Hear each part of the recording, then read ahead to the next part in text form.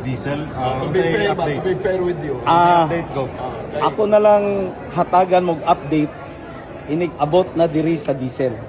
Di na ko mo istorya o usab kay kapoy kayo kabalo ka daghan kay silos sa gobyerno.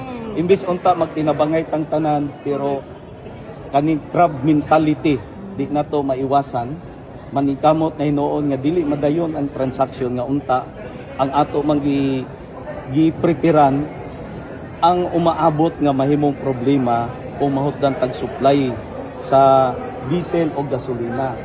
So ako na lang isulti Kanang naana. inig abot. Pero sultihan mo na ko moabot gid ni. I-invite ta mo inig dunggo sa barko. 44 million. Di lang ko mosulti sa inyo Kay kapoy kayo. 44 million gihapon.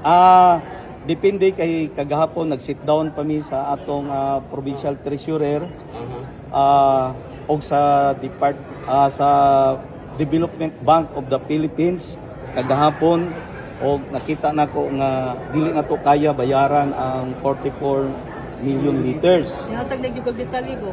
So di lang ko sulti kanus ani, So basta moabot ni, Within Pero wala ko nag-ingon og asa ni gikan. Sultian ta mo inig abot na gyud kung asa gikan. Isa ba'y makabenepisyo na ko? Siyempre makabenepisyo ang tanang katawan sa probinsya sa Davao del Norte. Ani kung na may mga estimato na maiwasan nga ang uban mga motorista o uban kumpanya mo palit dito sa mag-distribute na to sa diesel. Manong ato manang idalo